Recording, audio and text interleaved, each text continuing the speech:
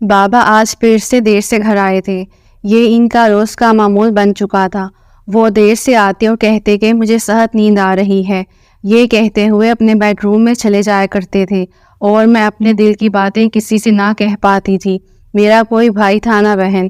امی جو ہمیشہ بیمار سی رہا کرتی تھی، کبھی ان کی طبیعت سنبھلتی تو مجھے پیار دیا کرتی تھی، لیکن اکثر وہ اپنے کمرے میں بند رہتی تھی اور ملازمہ ہمیشہ ان کے کمرے میں ان کی دوائیاں اور کھانا وغیرہ دیتی تھی۔ میرا اس کمرے میں جانا منع تھا۔ میں صرف 12 سال کی تھی اور بس ایک آیا تھی جو میرا خیال رکھا کرتی تھی، مگر میں اپنی باتیں آیا سے نہیں کرنا چاہتی تھی۔ مجھے اس گھر میں کوئی دوست بھی نہ ملا تھا۔ اوس پڑوس میں کسی کو آنے یا جانے کی اجازت نہیں دی تھی بابا نے۔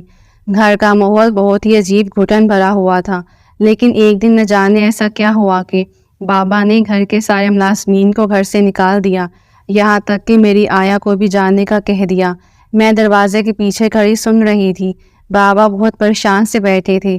وہ سارے ملازمین سے معذرت کر رہے تھے کہ اب وہ بہت زیادہ قرض کے بوجھ تلے دب چکے ہیں اور ان سب کو پیسے دینے کی اب ان میں کوئی سکت نہیں رہی تھی، لہٰذا وہ سب اپنے لیے کوئی اور کام ڈھونڈ لیں۔ اس دن بابا بہت مایوس اور تھکے ہوئے تھے۔ جیسے ہی سارے ملازمین وہاں سے جانے لگے، میں چپکے سے بابا کے پاس گئی اور پیچھے سے ان کے گلے میں باہیں ڈال دیں۔ مجھے محسوس کر کے بابا نے بھی مجھے سینے سے لگا لیا۔ مجھے محسوس ہوا تھا وہ ہلکے ہلکے سے رو رہے تھے۔ میں نے ان کے آنسو پوچھتے ہوئے کہا، بابا آپ روئیں نہیں، سب ٹھیک ہو جائے گا۔ میری بات پہ بابا اور زیادہ پھوٹ پھوٹ کر رونے لگے۔ اس دن سے میں بڑی ہو گئی تھی۔ مجھے لگ رہا تھا کہ میں اس گھر کی بڑی اب میں ہی ہوں، مجھے ہی سب کو دیکھنا ہے۔ ایک 12 سالہ بچی پہ جب سارے گھر کی ذمہ داری آ جاتی ہے تو وہ ذہنی طور پر بڑی بن جاتی ہے۔ اب امی کے سارے کام مجھے کرنے ہوتے تھے۔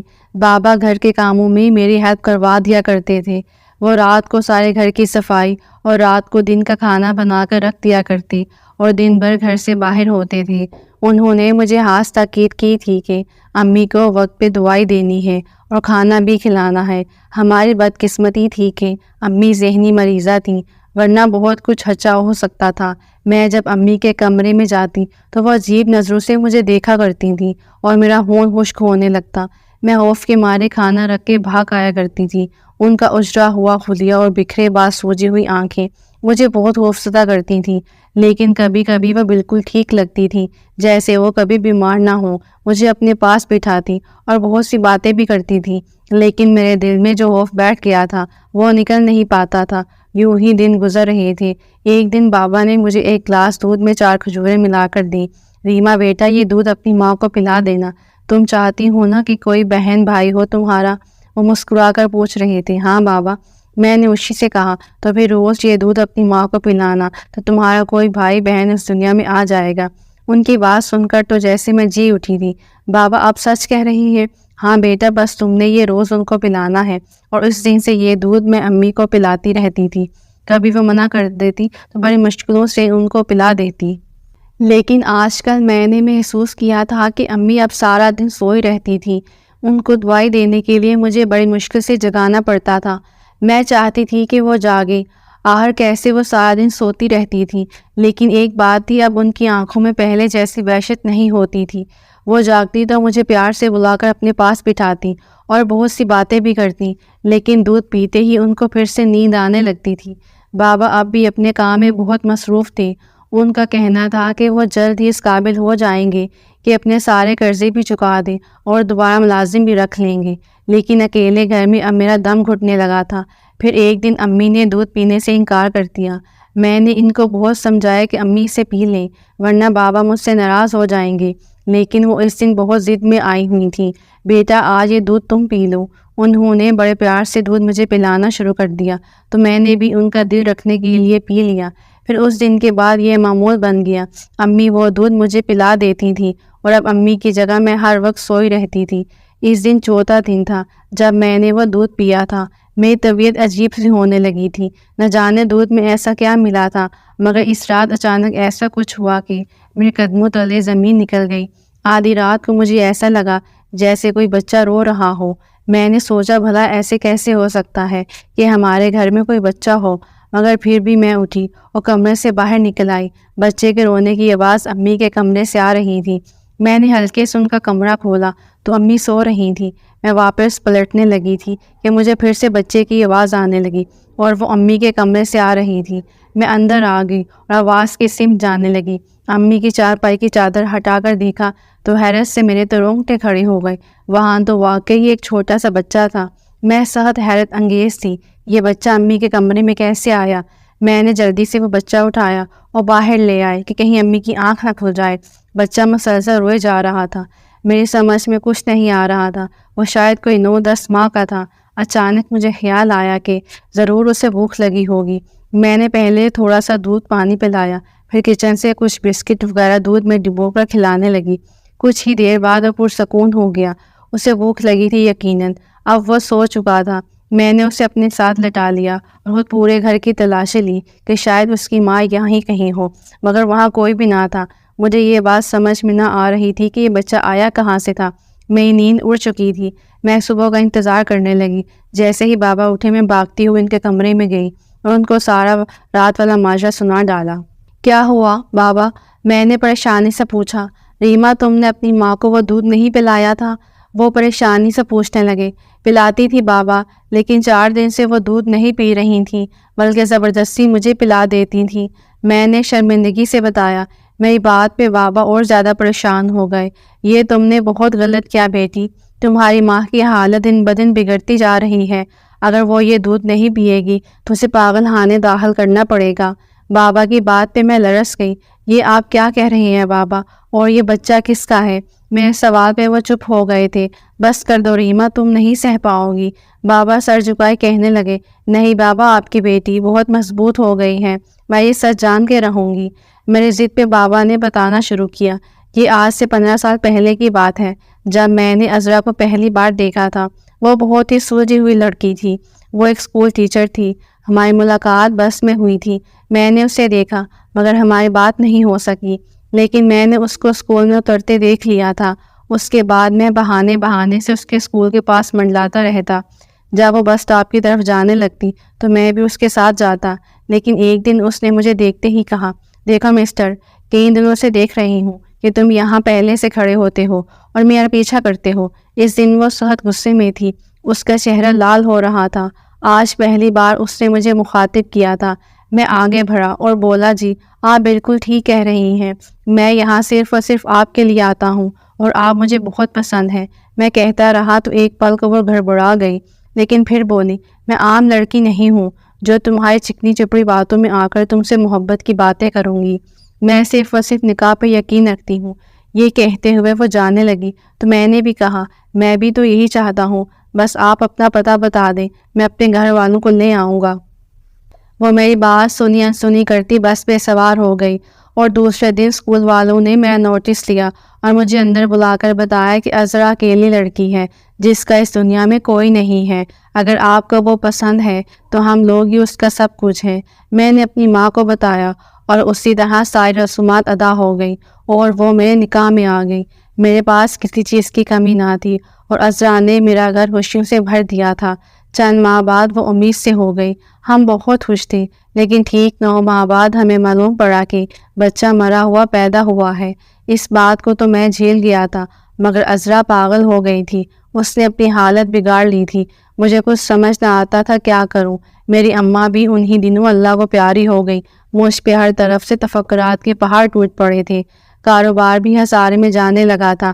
گھر پہ عذرا کو چھوڑتا تو کہیں بھی نکل جایا کرتی تھی۔ کئی بار علاج کروایا مگر سب بے سود۔ اس کے بعد وہ پھر سے امید سے ہو گئی۔ میں خوش تھا کہ اب سب ٹھیک ہو جائے گا، مگر تمہارے پیدا ہونے کے بعد بھی اس کی طبیعت نہ سنبھلی۔ وہ تمہیں اپنی اولاد نہیں سمجھتی تھی، وہ تو بس ایک ہی رٹ لگائی جاتی تھی کہ میرا بیٹا زندہ ہے۔ تمہاری دیکھ بھال کے لیے میں نے آیا رکھ لی تھی۔ کبھی عذرا بالکل ٹھیک لگتی، کبھی پھر سے اسے دورہ پڑ جاتا۔ ایسے میں وہ اپنے بیٹے کی تلاش میں نکل جاتی اور جہاں بھی اس کو کوئی بچہ نظر آتا اسے اٹھا لیتی۔ اس کی ان حرکتوں سے میں بہت بیزار تھا۔ ایک بار تو پولیس بھی آ گئی تھی کیونکہ وہ ایک عورت کو پتھر مار کر اس کا بچہ زبردستی چھین لائی تھی۔ بڑی مشکل سے میں نے اس کی ضمانت کروائی۔ اس کے بعد ڈاکٹر نے کہا کہ یا تو عذرا کو پاگل خانے بھجوایا جائے یا پھر اسے گھر پہ قید رکھا جائے تاکہ وہ کسی کا بچہ چوری نہ کرے۔ بیٹا تب سے میں نے اسے کمرے میں قید کر لیا تھا۔ لیکن اب کاروبار میں کافی نقصان اٹھانا پڑا تو میں نے سارے ملازمین کو ہٹا دیا تاکہ خرچہ کم ہو، اور وہ دودھ اس میں سکون کی دوائی تھی جس کی وجہ سے ازرا پرسکون رہتی تھی، لیکن تم نے اسے چند دن نہ پلائی تو وہ کسی کا بچہ اٹھا لائی۔ دیکھو، بابا کی باتیں سن کر میں رو پڑی تھی۔ آخر ایسا کیوں ہوا امی بابا کے ساتھ؟ ان کا گھر بکھر گیا، مجھے بہت دکھ ہو رہا تھا۔ بابا، ہمیں نہیں معلوم یہ بچہ کس کا ہے، لیکن اگر ہم اسے یہاں چھپا لیں تو؟ میں اس سوال پہ بابا آگ بگولا ہو کر مجھ پر برس پڑے۔ پاگل ہو گئی ہو اپنی ماں کی طرح؟ اس کا انجام جانتی ہو؟ ہم سب کو جیل میں جانا پڑے گا، اور تمہاری ماں بیچاری پاگل خانے میں نہ جانے کیسے رہے گی۔ معلوم بھی ہے وہاں کیسا سلوک کیا جاتا ہے مریضوں کے ساتھ۔ وہ پریشان ہو گئے تھے۔ میں نے ان سے معافی مانگی اور کہا کہ وہ بچہ واپس لے جائیں۔ بابا وہ بچہ پولیس اسٹیشن لے گئے تھے اور کہا کہ یہ ان کو گھر کے پاس روتا ہوا ملا تھا۔ 2 دن امی بہت بے چین رہی تھیں کیونکہ ان کا وہ بچہ جو نظر نہیں آ رہا تھا، لیکن دودھ پینے سے کچھ سکون آتا تھا۔ میں سوچ میں تھی کہ ماں کا دکھ کیسے بانٹوں۔ بہت سوچ بچار کے بعد میں نے بابا سے بات کرنے کا سوچا۔ بابا، آپ یتیم خانے سے بچہ اڈاپٹ کیوں نہیں کرتے؟ میری بات پہ وہ چونک پڑے۔ ہاں بابا، آپ بچہ لا دیں، امی ٹھیک ہو جائیں گی۔ بیٹا، یہ خیال مجھے بھی آیا تھا، مگر کبھی جو ازرا بچے کو کوئی نقصان پہنچا دے تو میں کیا جواب دوں گا اللہ کو کہ اپنی بیوی کو ٹھیک کرنے کے لیے میں نے کسی معصوم بچے کی جان کو خطرے میں ڈال دیا۔ نہیں بابا، میں بچے کا دھیان رکھوں گی، اور اب تو آپ کا کاروبار بھی چل پڑا ہے تو ہم آیا بھی رکھ لیں گے۔ میں وعدہ کرتی ہوں اگر مجھے کبھی محسوس ہوا کہ امی بچے کا نقصان پہنچا سکتی ہیں تو ہم اسی دن بچہ واپس کر دیں گے۔ بابا گہری سوچ میں گم تھے، مگر میں نے ان کو اچھے سے یقین دلایا تھا کیونکہ ایک یہی حل تھا امی کے پاگل پن کا، کہ بس ان کو یہ کہہ کر بچہ دیا جائے کہ ان کا بچہ زندہ ہے۔ بڑی مشکل سے میں نے بابا کو منایا اور ایک دن ہم جا کر بچہ لے آئے تھے۔ یتیم خانے والوں نے بھی زیادہ سوال نہ کیے، شاید وہ بھی بچوں کی تعداد کم کرنے پہ خوش تھی۔ وہ بچہ بہت ہی پیارا تھا۔ میں نے اور بابا نے گھر آتے ہی امی کو آواز لگانی شروع کر دی، امی امی دیکھیں تو کون آیا ہے۔ امی کا دروازہ کھول کر میں اندر داخل ہوئی تو انہوں نے اجنبی نظروں سے مجھے دیکھا، لیکن جب بابا کی گود میں بچہ دیکھا تو وہ جھٹکے سے اٹھی۔ میرا بچہ زندہ ہے نا؟ وہ بھاگتی ہوئی آئیں اور بابا کی گود سے بچہ لیا۔ ہاں ازرا، تمہارا بچہ زندہ ہے، دیکھو۔ بابا کے کہنے پر امی خوشی سے نہال ہوئے جا رہی تھیں اور بچے کو چومنا شروع کر دیا۔ امی کو خوش دیکھ کر بابا بھی بہت خوش نظر آ رہے تھے۔ امی کمرے سے باہر آ گئی تھیں۔ میں نے پوچھا امی بھائی کا نام کیا رکھیں؟ تو وہ خوشی سے بولی، اس کا نام تو میں نے کب سے ایان رکھا ہوا ہے۔ میں نے دیکھا امی نے بچے کو فیڈر بنا کر دیا اور گود میں بٹھا کر پلانے لگی۔ میں ان کی ساری حرکات بے نظر کیے ہوئے تھی۔ جب وہ کچن میں جانے لگی تو میں جلدی سے ان کے ہاتھ سے بچہ لے لیا۔ امی مجھے دے، میں بھائی کو کہانی سناتی ہوں۔ میری بات پہ وہ کھلکھلا کر ہنس دی۔ ارے پگلی، اس کو کیا پتا کہانی کا، اسے تو ابھی صرف جھنجھڑنے کی آواز سے مزہ آئے گا۔ وہ ہنستی ہوئی کچن کی طرف جانے لگی۔ میں بچے کو لان میں لے آئی۔ کچھ ہی دیر میں گھر میں کھانے کی خوشبو پھیل چکی تھی۔ امی نے بہت لذیذ کھانا بنایا تھا۔ میں سخت حیرت میں تھی۔ رات کو میں ان کے ساتھ سو گئی کہ مجھے بھائی کے ساتھ سونا ہے۔ ایان جھولے میں سو رہا تھا۔ میں نے دیکھا امی بار بار اٹھ کر اسے دیکھتی اور کبھی اس کا ڈائپر بدلتی، کبھی فیڈر سے دودھ پلانے لگتی۔ میں ساری رات جاگتی رہی جبکہ امی بچے کو سلا کر سو جاتی۔ فجر کے بعد مجھے نیند آ گئی اور کافی دیر سے میری آنکھ کھلی تو میں خڑبڑا کر اٹھی، یا اللہ میرے، میں کیسے سو گئی؟ کہیں امی نے بچے کے ساتھ؟ یہ خیال آتے ہی میں باہر کو بھاگی، مگر وہاں تو منظر ہی الگ تھا۔ پورا گھر جگمگا رہا تھا۔ امی بھی نہا دھو کر اچھے کپڑے پہن کر بہت اچھی لگ رہی تھیں۔ بچہ ان کی گود میں تھا۔ مجھے دیکھ کر وہ مسکرائی۔ جاگ گئی میری بچی؟ میں بھاگ کر ان سے لپٹ گئی۔ انہوں نے ایان کو میری گود میں دیا اور میرے لیے ناشتہ تیار کرنے چلی گئیں۔ میں نے جلدی سے بچے کو ٹٹول کر دیکھا، کہیں کوئی خروش وغیرہ تو نہیں، مگر بچہ بالکل ٹھیک تھا اور کھلکھلا رہا تھا۔ بابا کا کاروبار پھر سے چل نکلا تھا اور گھر میں اب ملازم بھی تھے۔ میری پڑھائی کا کافی خرچ ہو چکا تھا، اس لیے اب ایان کی دیکھ بھال کے لیے آیا 24 گھنٹے گھر پہ رہتی۔ اصل میں یہ آیا ایان کی نہیں بلکہ امی کی دیکھ بھال کے لیے رکھی گئی تھی۔ بابا نے گھر میں ہر جگہ CCTV کیمرہ لگوا دیے تھے اور ایک چوکیدار سے مانیٹر کرتا تھا۔ یہ سب ایان کی سیفٹی کے لیے تھا کیونکہ ہم جتنا خوش تھے اتنا ہی ڈرے ہوئے بھی تھے۔ اس طرح وقت گزرنے لگا۔ امی بالکل ٹھیک ہو چکی تھیں۔ میں نے کئی بار ان کا امتحان لیا تھا۔ میں کچھ نہ کچھ ایسا کرتی کہ شاید امی کا غصہ آ جائے یا وہ کوئی ایسی حرکت کرے۔ مگر امی ہمیشہ میری غلطی پر میری اصلاح کرتی اور اب میں مطمئن تھی۔ بابا بھی بہت خوش تھے، ان کی ازدواجی زندگی میں پھر سے بہار آ گئی تھی۔ امی ان کا بہت خیال رکھتی تھیں۔ ہم نے ڈاکٹر سے بھی کئی بار چیک اپ کروایا، انہوں نے بھی یہی بات کی تھی کہ اب وہ بالکل ٹھیک ہیں۔ ان کی بیماری کی بس وجہ اپنے اس بچے سے دوری تھی جس کا انہیں بتایا گیا تھا کہ مرا ہوا پیدا ہوا۔ میری پیدائش کے وقت وہ اپنے ہوش میں نہ تھی اور بیٹی کو دیکھ کر انہیں لگا کہ یہ کسی اور کی بچی تھی۔ تبھی وہ مجھ سے لاڈ پیار نہ کرتی تھی، مگر اب تو وہ مجھ پہ بھی جان چھڑکتی تھی۔ کاش بابا نے یہ قدم پہلے اٹھایا ہوتا تو امی کو اتنی تکلیفیں نہ جھیلنی پڑتی۔